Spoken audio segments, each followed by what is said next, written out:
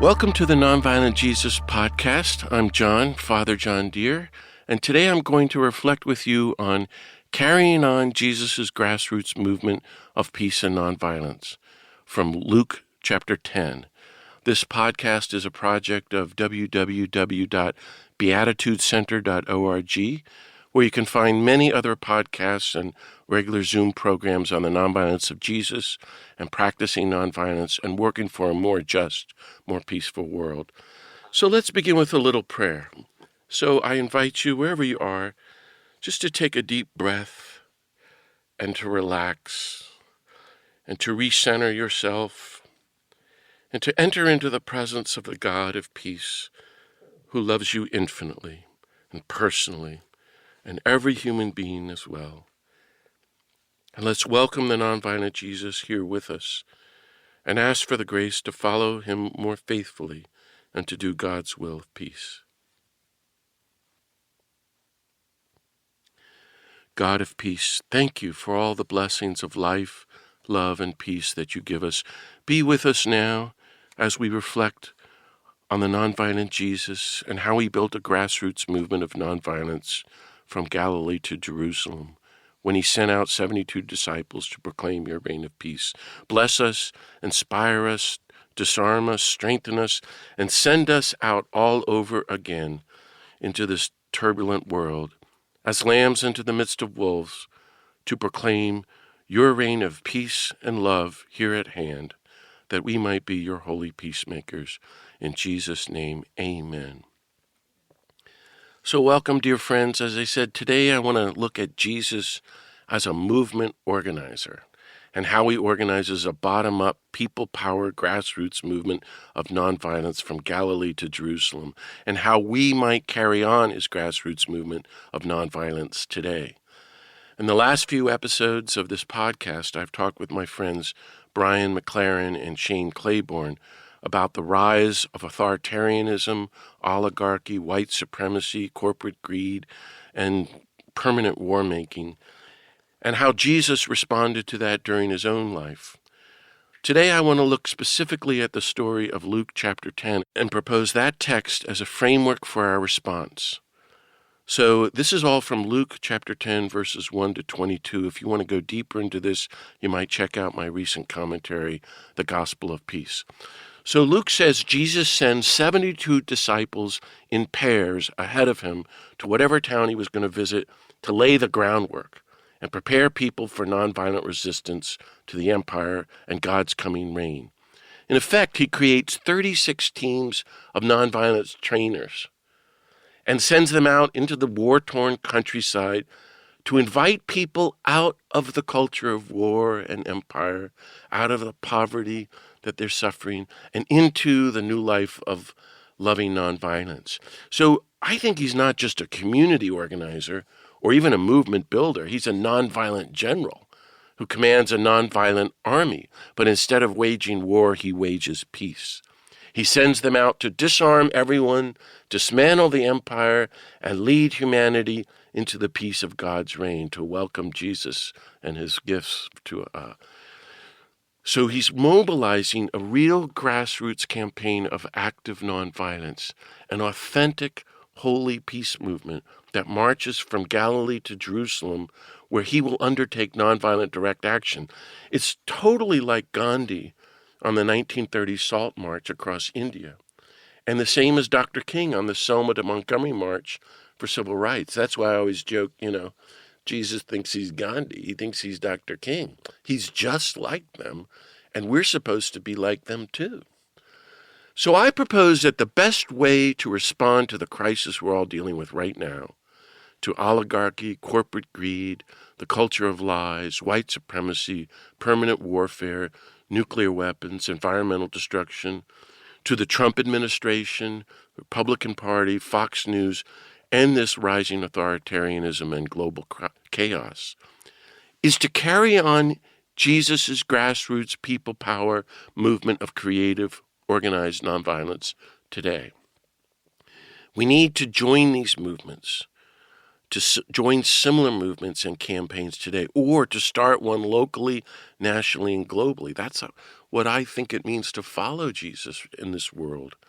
To put it almost stupidly, Jesus did not sit under a tree and pray throughout his life. He got up and took public action and organized and led a grassroots movement to confront the empire, which is daring and dangerous and public and ultimately a threat to the status quo, to the rich, to the empire, which is why they killed him.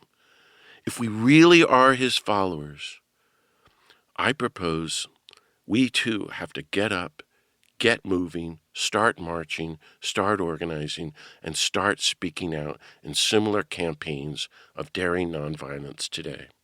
So let's look at the story. I'm just going to walk through it, and I hope folks will return to it later and study it. So the first thing he says, according to Luke chapter 10, is go on your way.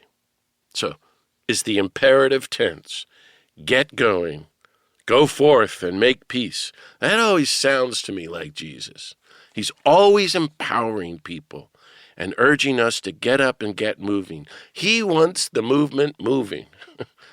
In Matthew, he says, be wise as serpents and innocent as doves, which I always thought meant at times we get to coo, and other times we get to hiss. That's what people of nonviolence do. We coo and we hiss, but we don't hurt anybody. But Luke says something even more challenging. Behold, I'm sending you like lambs among wolves. Wow. So let's think about that. That's the teaching right there. That's the way we're going to live for the rest of this year as we go into the future. Jesus is sending us into the world of permanent war and empire and oligarchy and violence as peaceful, gentle, unarmed people. We are to be as vulnerable and harmless as lambs. Imagine a little lamb surrounded by a pack of wolves. That's Jesus' image of the life of his disciple. That's us. That's the life of nonviolence in a culture of total violence. That's the image of a peacemaker in a world of permanent war. What can we expect when we go forth to make peace? To be eaten alive. Are there any questions? This is the job description, and this has been my experience. If you speak out for peace and justice and creation, you will get pushback or opposition or full-on rejection or much worse. So get ready, and now we get to respond with nonviolent love, because Jesus has been training us in the Sermon on the Mount to be as gentle as lambs. So then he gets very specific in the instructions to the 72. Take nothing for the journey. Isn't that powerful? No money, no sack, no sandals, and greet no one on the way. So when we remember that Jesus is sending his followers into the Galilean countryside, where the Roman death squads are roaming around on alert to kill anyone who's stirring up the public with talk of revolution, then his teaching makes perfect sense. He's organizing an illegal underground movement. So his advice is very practical. Be on alert. Be ready to go. There's nothing really idealistic about this. This is very serious and down to earth, this mission. And I'm sending you to proclaim peace and bring peace and make peace and welcomes God's reign of peace. And that, in this kind of environment, it means the movement, you all are going to be a threat to the ruling imperial war-making establishment. That's why I always ask myself and my friends, how urgently are we taking this work of justice, disarmament, and creation? And are we a threat to the ruling oligarchy today? That's what I learned from the Berrigans, and why I've been in and out of jail for 40 years. Next, he says, into whatever house you enter, first say, peace to this household. If a peaceful person lives there, your peace will rest on him. But if not, it will return to you. Stay in the same house and eat and drink what is offered to you, for the laborer deserves his payment. Do not move about from one house to another. Whatever town you enter and they welcome you, eat what is said before you. Cure all the sick and say to them, the reign of God is at hand for you. And whatever town you enter and they do not receive you, go out into the streets and say, the dust of your town that clings to our feet, even that we shake off against you. But know this, the reign of God is at hand for you.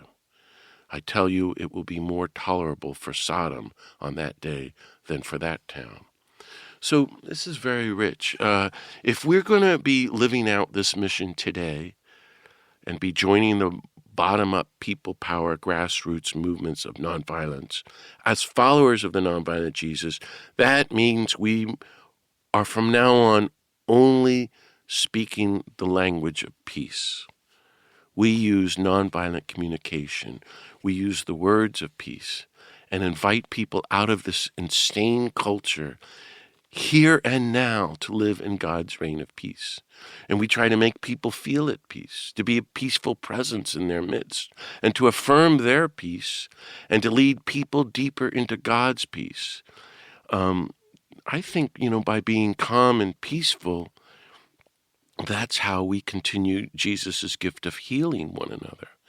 And this was at the heart of the teachings of my friend and teacher Thich Nhat Hanh, who once put it this way: if you are a rock of peace, if you attend to that first and foremost, you will always bring peace to everyone around you. And you will be mindful of every word you say so that you're always using nonviolent language, and so that your presence and your words always serve and heal and disarm others. And in that way, you become what St. Francis calls us to be, instruments of God's peace. And that's what the ideal of movement people is supposed to be about. We're supposed to be like Gandhi and Dr. King. So then next, Jesus issues, notice, these blessings to those who welcome people of peace and warnings to those who reject peace. To his disciples, he's advising them to shake off the dust from the places that reject them. But I having wrestled with that for 40 years, it took me a long time to realize it's not about, that'll show you. No, it's now that we're not tainted by the rejection, that the dust that reminds us of being rejected doesn't cling to us, so that we won't waste our time holding on to resentment and grudges and hurts. So he's telling them to keep their focus on God's reign and on proclaiming God's reign, not on being rejected if that happened and your hurt feelings. And notice that his warnings to those who reject the peacemaking disciples are addressed not to individuals, but to communities and cities. Now, this is very instructive, too. The villages which reject his peacemaking disciples will suffer worse consequences than the mythically sinful city of Sodom. So that's a serious warning. And by the way, folks, what was the sin of Sodom? The sin of Sodom was economic injustice. And it's much easier to name it in other ways. They were oppressing the poor and stealing all the riches for them. That's what's going on. And Jesus is condemning that behavior, which is what he would do today to our culture. Whoever listens to you listens to me. Whoever rejects you rejects me. And whoever rejects me rejects the one who sent me. I think these teachings promise that if we are sincerely, honestly, prayerfully, and nonviolently going forth as his followers, proclaiming the gospel message and God's reign of peace, what? Well, then we speak for him. Wow. And if someone is speaking this gospel message, the good news of the Sermon on the Mount, we should listen and take that message to heart, because Jesus is speaking to us. And so is the God of peace. That makes me think, well, we should only be listening to the voices that speak words of peace and nonviolence, those who are calling for an end to all the war and the greed and oligarchy and nuclear weapons and environmental destruction, and turn off the voices that serve the culture of war and greed. But here's the thing that gets me so excited about this text. What is so shocking is that the 72 return rejoicing. Apparently, they fulfilled their mission. And the word joy is used about 5 times. Lord, they say, even the demons are subject to us because of your name. They had gone out into the villages, met the people, talked with the people, spoken about these Sermon on the Mount teachings on peace, love, and nonviolence. They offered themselves as people, peaceful people, would have told them about the great teacher.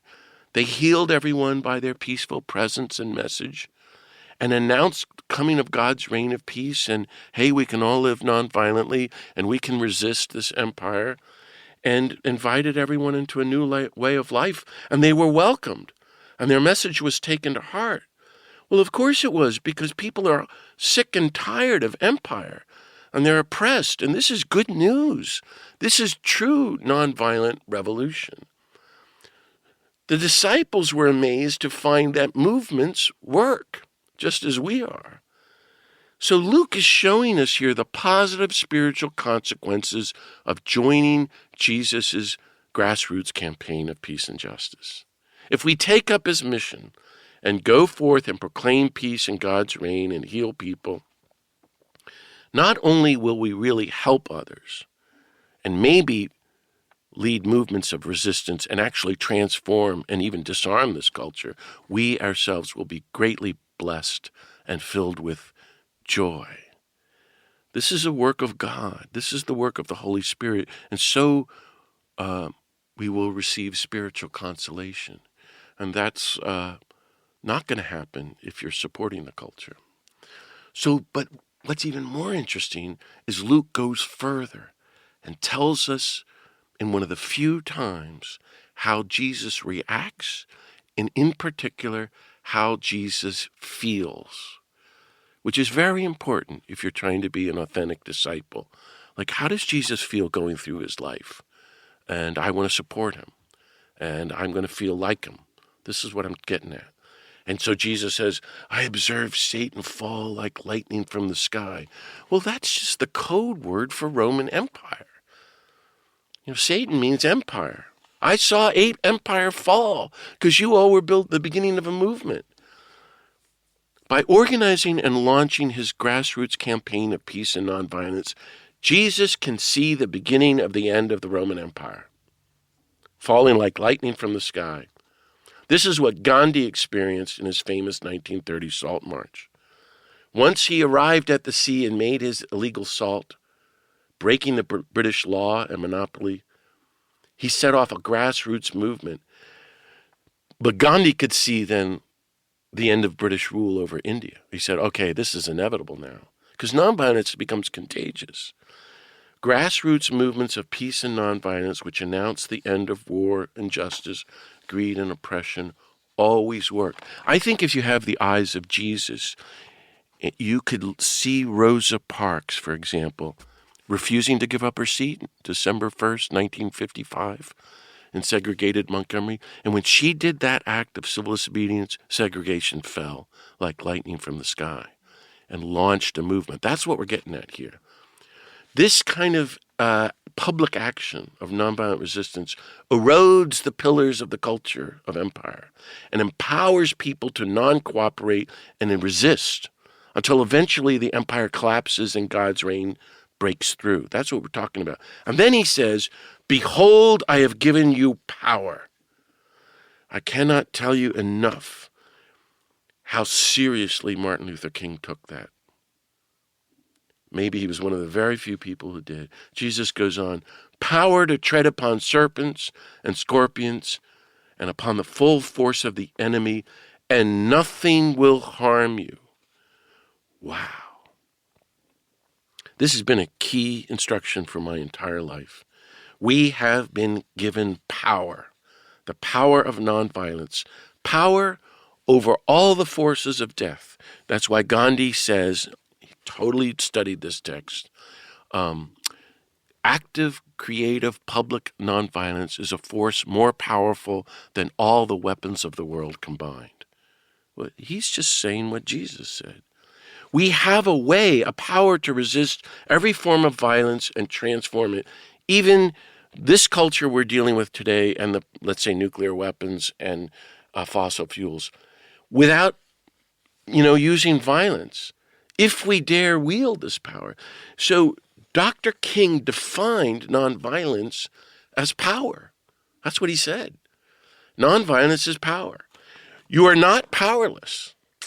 I've studied his speeches, and you can read that in the fine print, which is the exact opposite of what the Roman Empire said to what every oligarch, dictator, and authoritarian has said throughout history up through today. That's what you hear on Fox News and through the Trump administration. That's what the empire, the war machine, the media, the culture of violence wants. They want us to feel powerless and helpless. That's the strategy, and we go right along with it. Hey, there's nothing I can do. That's a shame. That's too bad. If only somebody had done something. Well, then, by the way, you end up like the passersby at the cross. Why didn't he do something? Well, I go astray here. This is especially the problem with church people. We do what the culture tells us, not what the Nonviolent Jesus said. And to be really blunt, none of that is God's will. That's not how Jesus wants us to respond to this culture. He wants us to get up and go forth in small grassroots movements for positive social change. And he's giving us a weapon, the power of active love and truth through the grassroots methodology of courageous, fearless, organized nonviolence to bring down the structures of violence and injustice. In Dr. King's case, to take on segregation, racism, and war. I mean, what Dr. King was doing, what the abolitionists did, it's never been done before. In Gandhi's case, to bring down the British Empire. And there have been 100 other successful examples of nonviolent resistance movements since Dr. King. So then Jesus says this spectacular teaching. I really invite you to ponder and experiment with. That's what I've done in my life.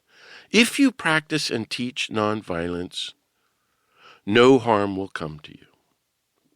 Nothing can truly hurt you. Instead, you will wield the power of God to disarm and transform the world. So here's the theory as I understand it. God cannot protect us from harm if you're armed and out there doing harmful things, or you're supporting the culture of harm and death and destruction through your apathy and indifference, if you see my point.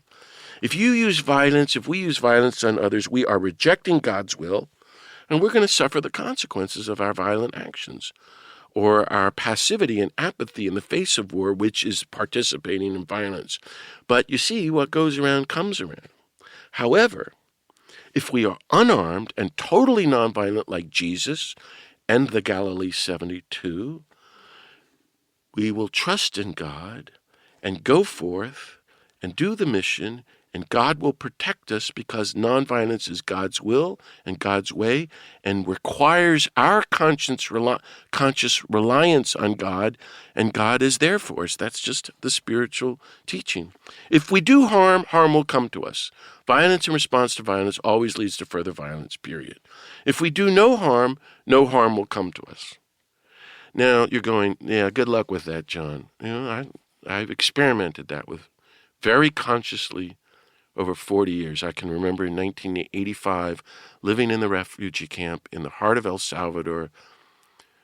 We were being bombed every hour by the United States, and the death squads were around us. I was under the direction of the Jesuits, who were all later assassinated, my friends, and pondering these texts. And I was like, okay, God, I'm going to be nonviolent here, and I'm going to be very public about it, and you're going to protect me. And I've been like that ever since, in soup kitchens and shelters and all the 100 jail cells I've been around the country and all the times I've been arrested. And I watched my friends, the Berrigans and Tutu and so many friends getting arrested, how they've been protected. And it's almost like, even Gandhi and Dr. King chose their hour just like Jesus did. So what I'm trying to say is I think Jesus' words are true. But here's the final point It's so amazing. Jesus starts talking about joy. What? Who talks about joy? We're talking about Trump and oligarchy and war and the end of the world.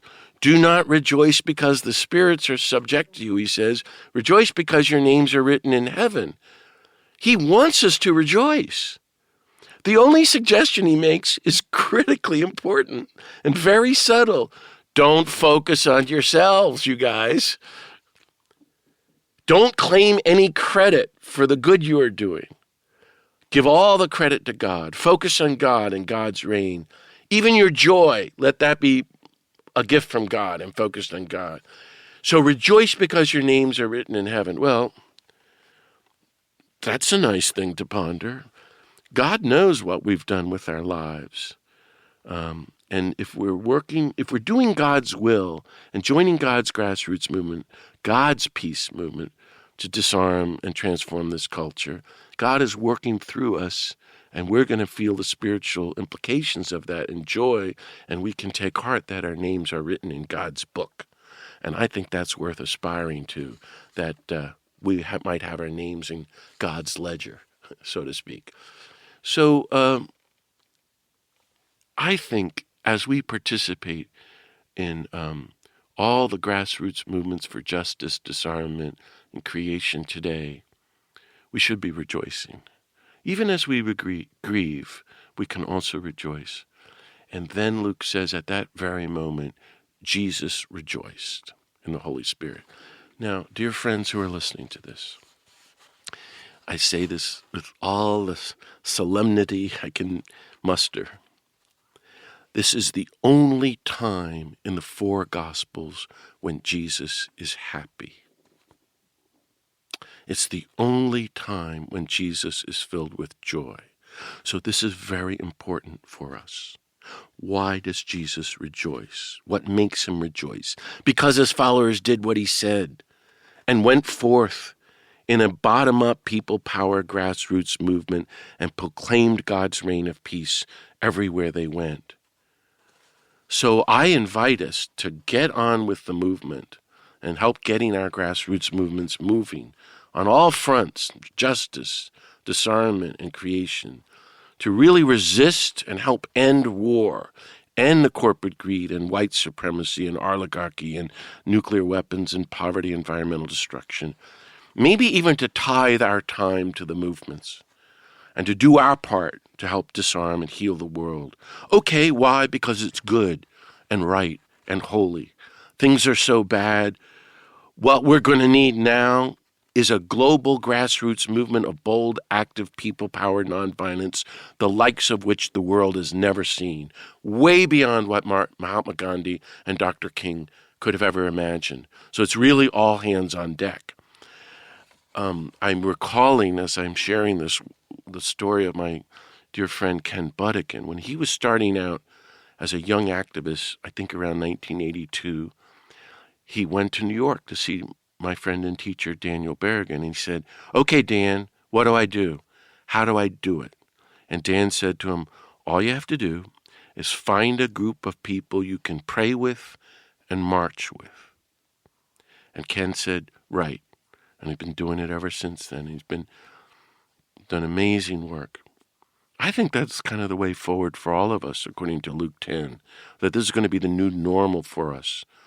But the point of Luke 10, if you really dig deep, if you're interested in discipleship, is that on your worst days, as things get worse, when you want to throw up your hands in despair and anger and give up, if you have friends to pray with and march with, even just 2 or 3, the little community that Jesus sends you out with, you stand on the street corner with in your public vigil, you can keep on going. You keep going anyway, trusting in God. Why? I propose in the end just to make the poor guy happy, just to help Jesus rejoice all over again. We don't want to make Jesus sadder or betray him or deny him or abandon him or crucify him all over again. but to make Jesus rejoice. And to do that, we do that by carrying on his grassroots movements for peace and justice as lambs sent into the midst of wolves, to our own Jerusalems, to Washington, D.C., to all the places of power, oligarchy, white supremacy, war, and empire, to speak out for disarmament and justice and creation, to proclaim the truth to the culture of war and lies, to heal all victims of violence, and proclaim that God's reign of universal love and peace is at hand. All the best. So thanks so much for listening to the Nonviolent Jesus podcast. You can hear more podcasts and find other upcoming Zoom programs at www.beatitudecenter.org. And please consider offering a donation to support this free work. And if you can, please leave some positive feedback or review or suggestions at NCR or Apple or Spotify or whatever platform you use. May the God of peace bless everyone and keep us all safe and sound as we go forth following the nonviolent Jesus. See you next time.